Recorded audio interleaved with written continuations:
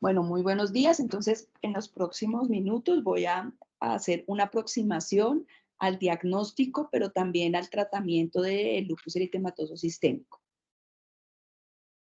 Comenzamos diciendo que el lupus eritematoso sistémico es una enfermedad autoinmune que se caracteriza por el compromiso multisistémico heterogéneo y por una producción alta de autoanticuerpos. Es una enfermedad que, si bien no es tan frecuente, en los últimos años ha comenzado a tener una mayor presentación. Y en Colombia existen diferentes datos de la prevalencia de la enfermedad. En este momento, la prevalencia para Colombia se ubica más o menos en el rango de 50 a 100 casos por 100.000 habitantes. Digamos que es una prevalencia, como vemos aquí en la imagen, un poco mayor de lo que se observa en el resto de Latinoamérica. Y se parece mucho a lo que se ve en Canadá y en otras latitudes. Es una enfermedad que afecta principalmente a las mujeres en una proporción que va de 8 a 9 por un hombre afectado.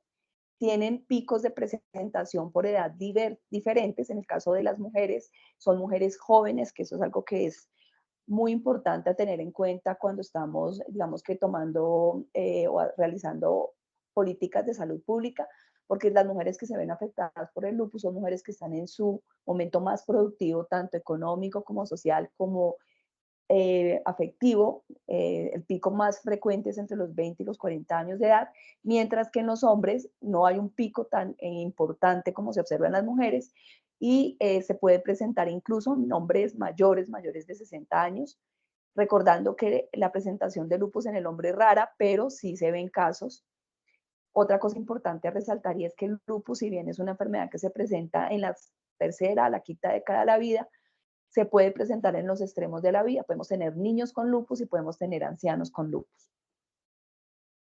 ¿Qué datos tenemos nosotros entonces acerca de la prevalencia en Colombia? Este es un estudio que se realizó ya hace un tiempo, fue publicado en el 2018, y es uno de los estudios con la metodología más sólida que nos aporta información sobre la prevalencia de las enfermedades autoinmunes.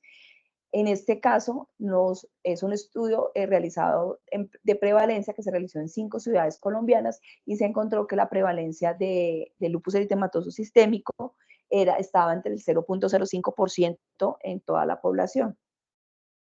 Tenemos otros datos que nos muestran una prevalencia un poco más alta, y este es 91 casos por 100.000 habitantes. Este es un estudio que toma los datos que se reportan en CISPRO, ¿cierto? Entonces, todos los CIE-10 que puedan estar relacionados con este diagnóstico, y se encontró pues esta prevalencia, que es lo que les mostraba, un poco mayor de lo que se espera en el resto, o lo que se observa en el resto de Latinoamérica.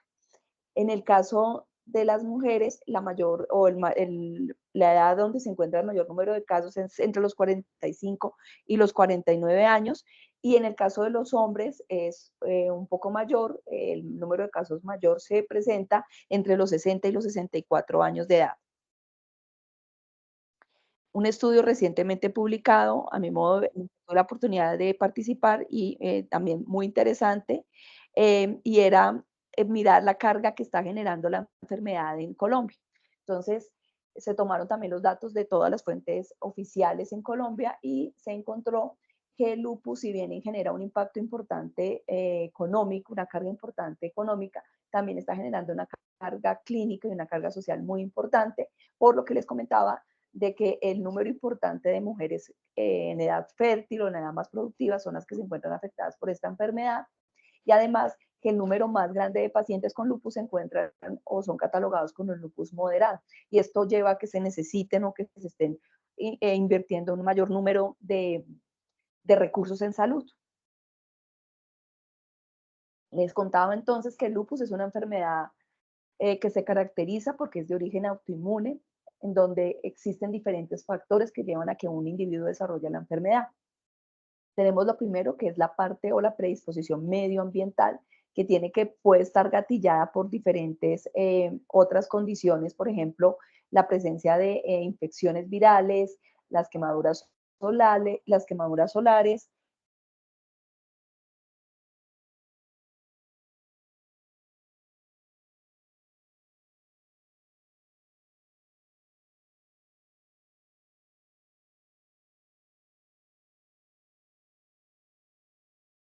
Doctora Diana.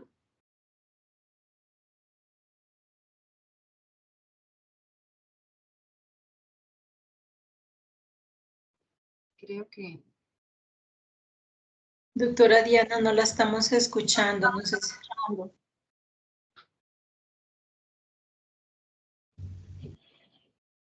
Bueno, esperemos un momentico, de pronto. Tiene el micrófono cerrado, doctora Diana.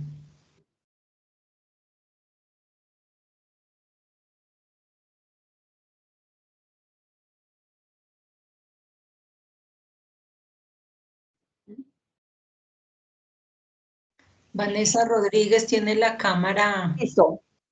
Encendida. Listo, ya volví me tocó salir un momentico y ya vuelvo a compartir. Sí, señora. Ok. ¿Ya ahí me están viendo bien la presentación? Ya, sí, señora. Listo. Gracias por avisarnos, si no hubiera continuado y no me están escuchando. Bueno, entonces les contaba que es una enfermedad que tiene una predisposición, que se inicia por un individuo que tiene una predisposición genética, que tiene que estar expuesto a diferentes triggers que van a generar que desencadene la enfermedad. Entre ellos tenemos toda la parte medioambiental que está dada por el consumo de cigarrillo.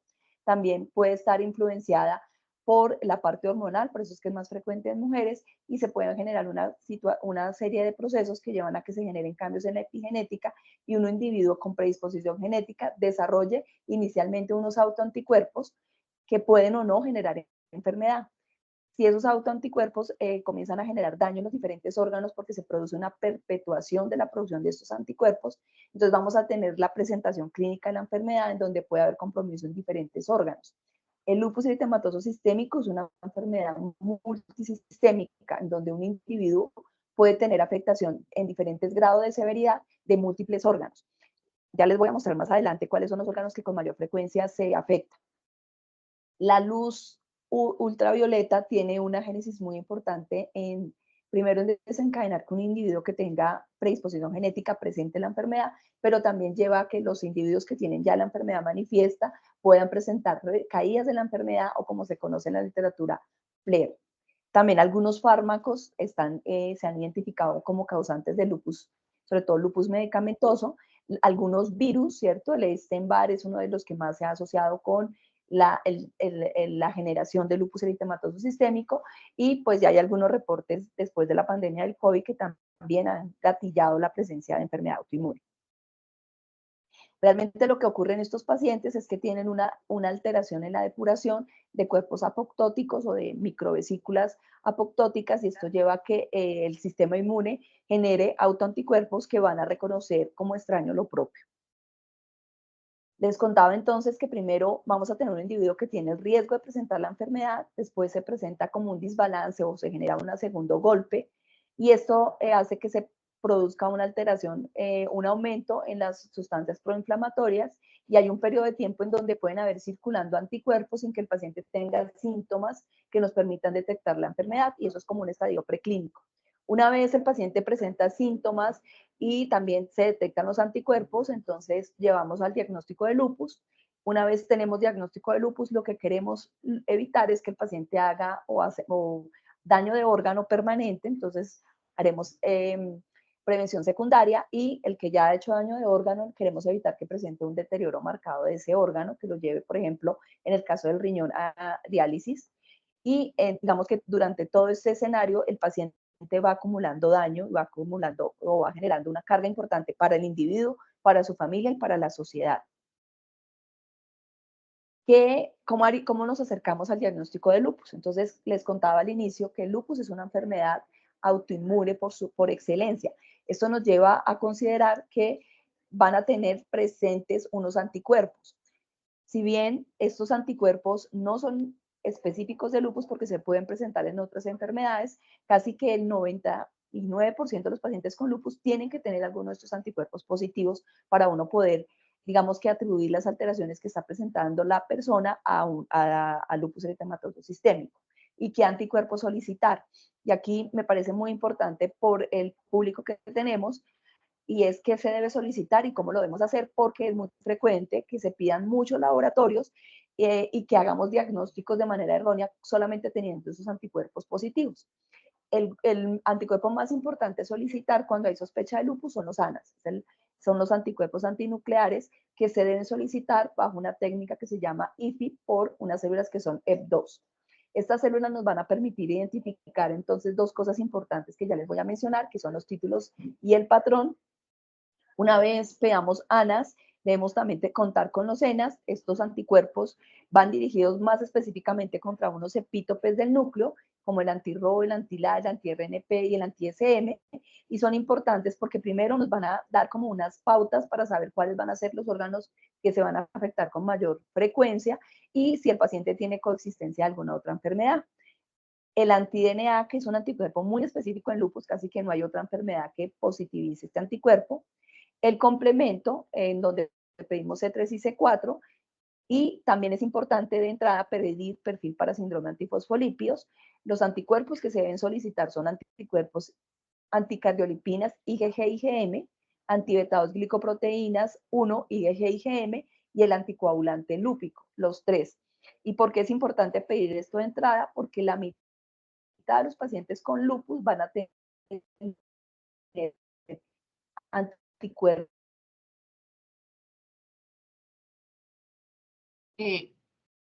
Volvimos a perder. No la escuchamos, doctora Diana.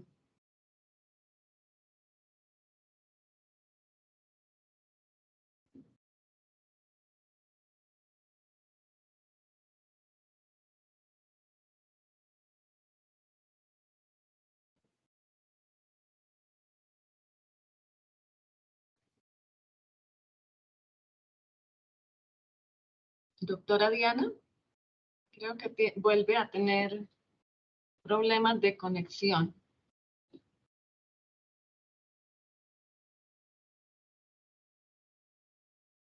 Sí, porque tiene el micrófono abierto, pero no se escucha.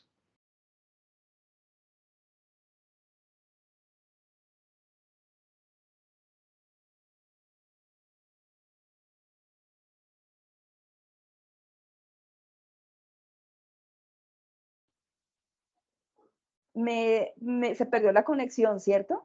Sí, señora. Sí. Bueno, ¿ya están viendo nuevamente mi pantalla? Sí, señora. Bueno, qué pena con ustedes, pero aquí donde estoy es un poquito difícil el internet. Tranquila, ahí le vamos avisando si se pierde. Listo. Doctor, quería preguntarle si alcancé a contarles de esta diapositiva de los ANAs.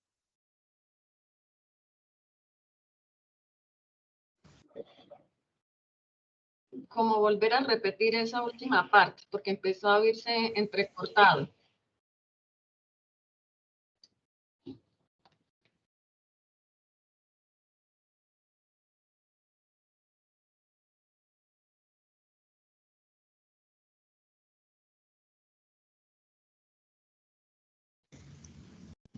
Ahora se volvió a salir, ahora sí ya se salió la doctora del... Sí, aunque está ahí conectada, yo la veo conectada, Yolanda. No, yo no la veo. Sí, está como Diana. No, ella está como Diana Gil y no está. Entonces. Sí, tiene dificultades con el internet. Sí. Vamos a ver unos minuticos y se vuelve a conectar. Conectar.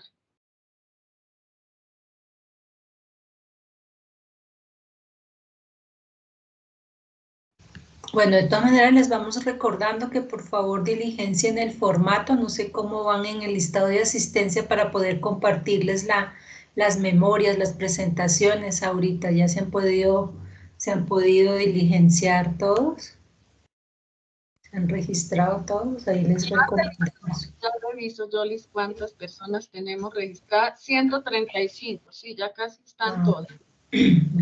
Y también de la encuesta de percepción también les recomendamos porque con eso miramos qué tenemos que mejorar, qué otros temas desean ustedes tratar. Entonces sí nos sirve para ir mejorando estos procesos en temáticas que ustedes den acorde a sus necesidades e inquietudes a nivel territorial o institucional, pues podamos apoyarlos.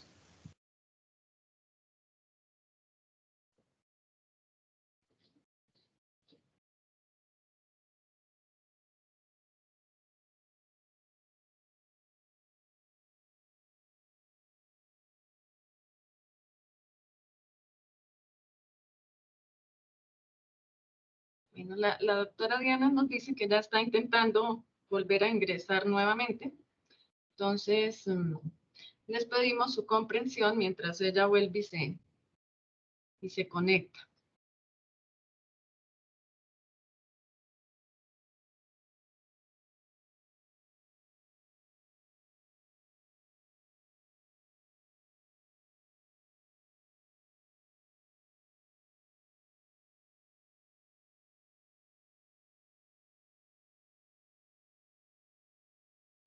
Hola, ¿me escuchan? Creo que ya volvió otra vez. Sí, señora, la escuchamos fuerte y claro.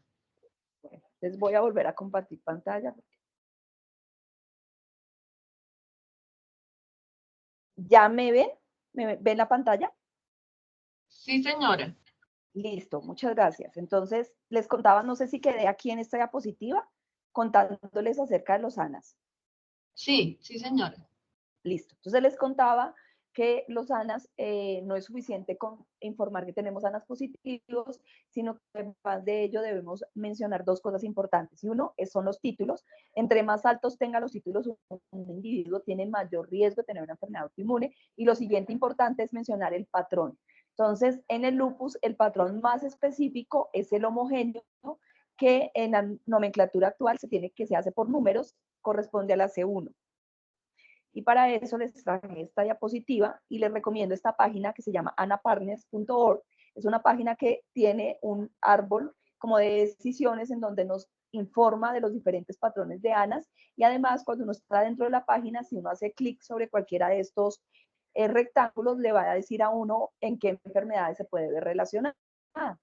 En el caso del lupus, los anticuerpos más frecuentemente reportados, el patrón más frecuentemente reportado es el AC1, que nos está diciendo que el paciente tiene anticuerpos dirigidos contra las histonas, el nucleosoma y el anti-NA de doble cadena. Pero también podemos ver pacientes que tengan patrones granulares, que son AC4 y AC5, que tienen un lupus eritematoso sistémico. Si bien el AC4 y el AC5 no es específico de lupus porque se presentan otras enfermedades como el síndrome de Sjögren, como las miopatías inflamatorias. Entonces, digamos, importante, informar el patrón e informar los títulos, porque no todos los ANAS positivos es igual a tener diagnóstico de lupus. El 30% de los adultos sanos pueden tener ANAS positivos en un título de 1 en 80, y entre el 5 y el 10% de los adultos sanos puede tener títulos de 1 en 160. Entonces, esto nos deja de enseñanza que a títulos más altos, más probable que tenga significancia clínica. Y el patrón, pues, va a estar asociado a diferentes enfermedades autoinmunes, pero frecuentemente no es específico. El AC1, que es el de lupus, sí es muy específico para el lupus y difícilmente se ve en alguna otra enfermedad autoinmune. Ya hablábamos entonces de los anticuerpos que debemos solicitar. Y les contaba entonces que los anticuerpos más específicos para lupus es el anti-DNA y dentro de los ENAs tenemos uno que es muy específico de lupus, que es el anti-SM. Esos anticuerpos tienen un problema y es que no son sensibles, es decir, no están en todos los pacientes con lupus van a tener anti-DNA ni anti-SM, pero sí quien tiene estos anticuerpos tiene una muy alta probabilidad de tener lupus eritematoso sistémico. El lupus es una enfermedad muy heterogénea que puede afectar múltiples órganos y la combinación de la afectación de la enfermedad lleva a que haya muchas formas de presentar la enfermedad. Por eso, eso es lo que hace difícil en algunos casos poder estar seguros del diagnóstico y acercarnos de manera adecuada a él. Y se necesita, en muchos casos, que quien, digamos, que confirme el diagnóstico sea una persona experta. En Colombia, la persona experta en lupus es el reumatólogo.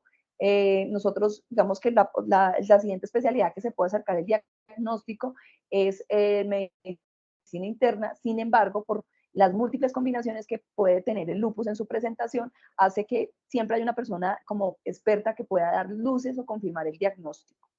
Además, el lupus tiene otra característica y es que tiene una evolución también muy heterogénea. Algunos pacientes pueden tener una debut de la enfermedad muy grave, luego entrar en remisión y después de muchos años hacer como una recaída. O otros pacientes debutan con la enfermedad de forma leve y es después de un tiempo que hacen debuts con compromisos severos de la enfermedad. O hay pacientes que tienen compromiso leve durante toda la evolución de la enfermedad. Entonces, digamos que esto hace peculiar el diagnóstico y el acercamiento a esta enfermedad. Les contaba entonces que puede afectar múltiples órganos. Dentro de los más frecuentemente afectados está el sistema osteomuscular. Entonces, en el sistema osteomuscular, el 85% de los pacientes pueden presentar artritis o dolor muscular o alteraciones musculoesqueléticas. La siguiente condición con mayor frecuencia podría ser la parte cutánea y las mucosas, hasta en un 70%. Tenemos entonces también afecta síntomas constitucionales como son pérdida de peso, fiebre, malestar general, complicaciones neurológicas, pueden presentar serositis que se manifiesta como derrames pleurales y pericárdicos, así como ascitis, y la complicación renal que puede ir entre un 30 y un 50%. En Colombia, más o menos en los estudios del doctor Anaya, se ha identificado que la mitad de los pacientes con lupus eritematoso sistémico van a presentar compromiso renal, y el compromiso renal en el lupus eritematoso sistémico se presenta tempranamente en la enfermedad, es decir, en los primeros 3 a 5 años del diagnóstico, los pacientes o la mayoría de los pacientes presentan el compromiso renal. Pero también podemos tener complicaciones hematológicas en la mitad de los pacientes, donde el compromiso más frecuente es la anemia normo, que es, o anemia asociada a enfermedad crónica, pero también está una que produce mucho riesgo de mucha morbilidad, que es la anemia hemolítica autoinmune. También presentan trombocitopenias y lo que usualmente escuchamos y es la leucopenia con linfopenia. Esta es como una prevalencia global de las manifestaciones de lupus, lo que les contaba. Entonces, dentro de lo más frecuente es el compromiso articular, ¿cierto? En algunas cohortes también el compromiso hematológico. La serositis es menos frecuente, el compromiso renal aquí lo reportan en un 30% en España, pero en Colombia tenemos datos que puede ir hasta un 50%. Conociendo entonces, digamos que en la parte de la autoinmunidad, las manifestaciones que se pueden presentar en la enfermedad, les voy a contar un poco del diagnóstico. Como es una enfermedad difícil, donde no hay una única prueba que nos va a definir el diagnóstico de la enfermedad, como si ocurre, por ejemplo, en diabetes con la hemoglobina glicosilada, en hipotiroidismo, en hipertiroidismo, que tenemos la TSH y las hormonas tiroideas. En lupus no ocurre así, no hay una prueba que nos va a dar el diagnóstico por sí sola. Entonces se han creado unos criterios que es importante aclararles que son clasificatorios, y clasificatorios no es igual a diagnóstico, pero digamos que sí son útiles o nos sirven y le sirven a los médicos para acercarse a presumir que un paciente tiene lupus eritematoso sistémico. Entonces, los criterios fueron diseñados para incluir grupos homogéneos de pacientes en ensayos clínicos. No son iguales a criterios diagnósticos. Y tenemos el primero de ellos, que fue por ACR, que es el Colegio Americano de Reumatología, en 1982. Después se hace una actualización de estos en 1997. Y décadas después salen los criterios del LID, que es como una liga que se encarga de estudiar lupus eritematoso sistémico en el mundo, en donde hace algunos cambios y aporta información porque incluye anticuerpos como los síndrome antifosfolípido, incluye el CUMS directo y incluye la hemólisis o la anemia hemolítica también como un criterio para hacer diagnóstico de la enfermedad.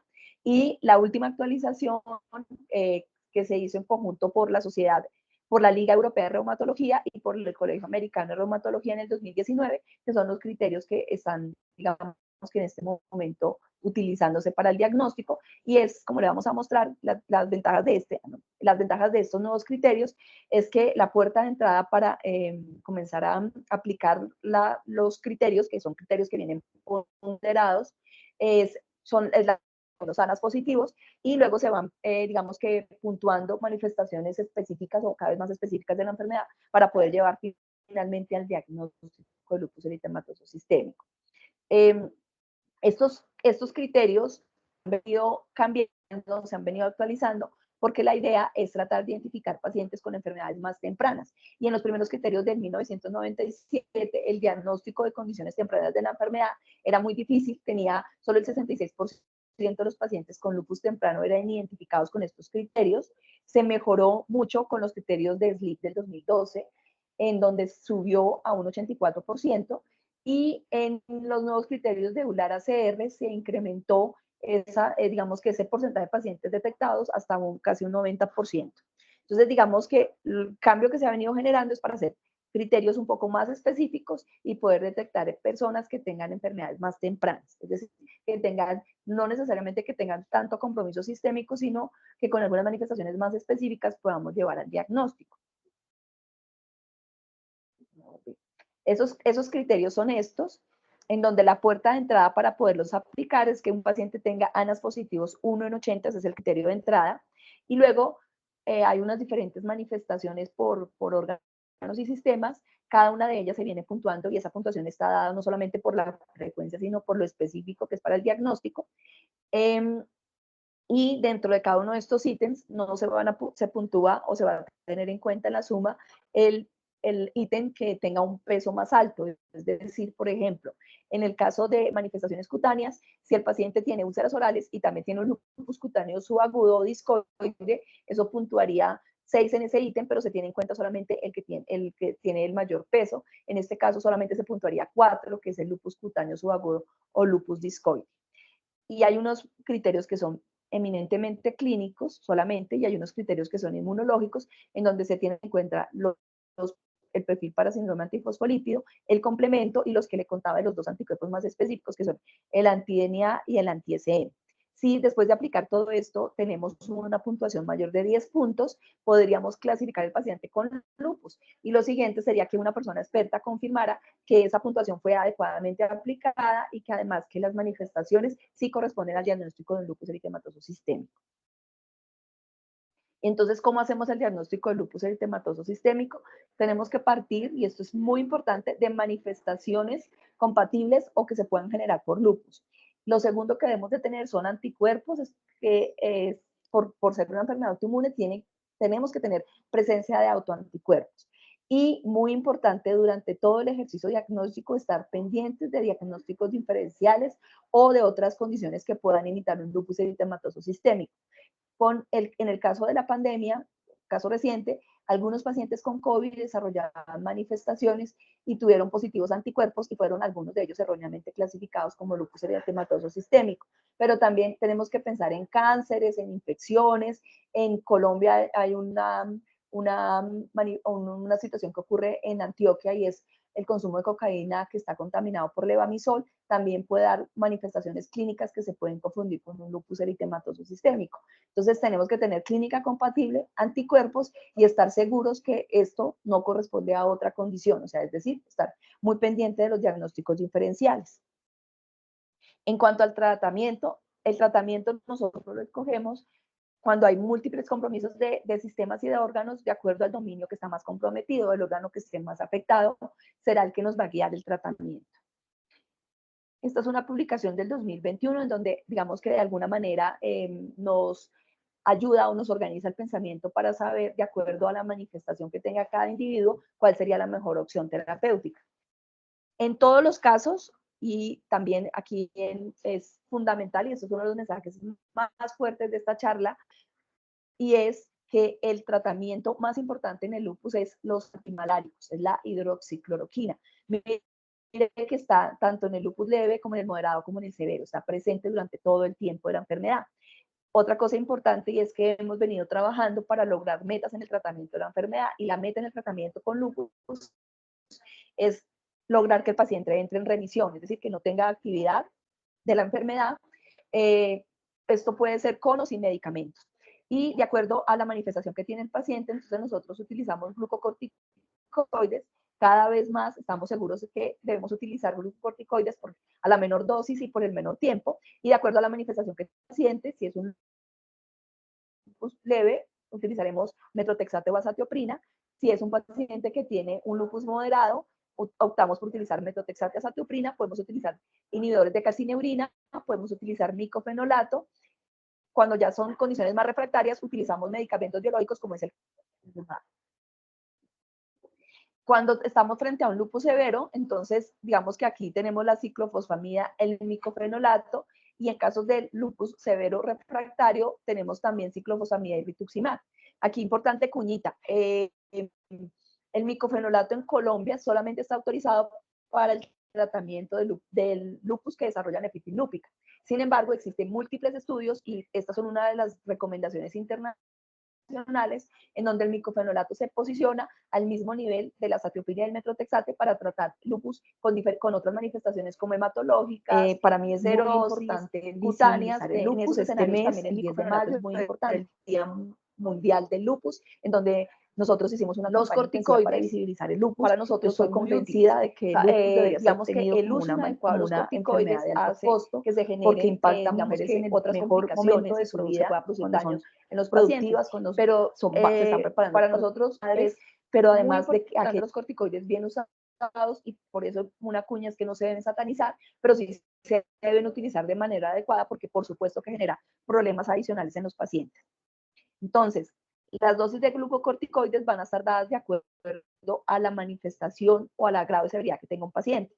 En los casos severos de lupus, donde está en riesgo la vida del paciente, cuando nosotros contamos con una unidad mayor de 15, utilizamos dosis más altas de esteroides, pero cada vez más menores que las que previamente utilizábamos. Entonces ya los bolos los utilizamos no a 1 gramo, sino a 500 miligramos por 1 o 3 días. Las dosis de prednisolona van a ir, o el punto es 0.5, ya no tanto dosis de 1 miligramo por kilo día, que es, digamos, lo que siempre hemos venido utilizando. Y en el caso de un lupus leve, siempre propendemos a quitar el esteroide, a quitar la prednisolona, y es inadecuado utilizar dosis mayores de 20 miligramos en el de un lupus con manifestaciones leves. Les contaba entonces que ya tenemos, digamos que objetivos de tratamiento, y uno de ellos es lograr remisión en los pacientes. Entonces, tratamos hasta que logremos una remisión, que puede ser, que digamos que todavía no hay claridad o no nos hemos puesto de acuerdo en cuál debería ser la definición, pero la que más se utiliza es una definición de baja actividad de la enfermedad, de mínima actividad de la enfermedad, en donde tenemos que tener en cuenta la puntuación del SLEDAI-2K, la presencia de anticuerpos que también son pronóstico de actividad, como es el anti-DNA y el complemento, que el paciente esté recibiendo antimaláricos, eso digamos que se tiene que hacer de forma transversal durante toda la evolución de la enfermedad. Incluso yo digo que los antimaláricos los debe tener los pacientes hasta que el cuerpo los tolere, es decir, cuando comienza a presentar alguna síntoma de toxicidad del medicamento, porque desafortunadamente se acumulan, se debería utilizar los glucocorticoides. Y lo ideal es que en mínima actividad de la enfermedad, los pacientes pueden tener dosis de esteroides, pero digamos que dosis estables de esteroides. En baja actividad ya no deberíamos tener, entonces, esteroides, no deberíamos tener esteroides ni inmunosupresiones, es decir, un paciente casi que está solamente con el antimalárico y que viene sin ninguna manifestación de su enfermedad. También es importante entender que las mujeres con lupus o los pacientes que tienen lupus tienen otras manifestaciones que los afectan, otras cosas que alteran su calidad de vida, como es la fatiga, que es algo que hemos venido hablando en los últimos años mucho, porque afecta mucho la calidad de vida de los pacientes. El sueño también se ve muy afectado, el estado de ánimo se correlaciona mucho con presencia de depresión y ansiedad.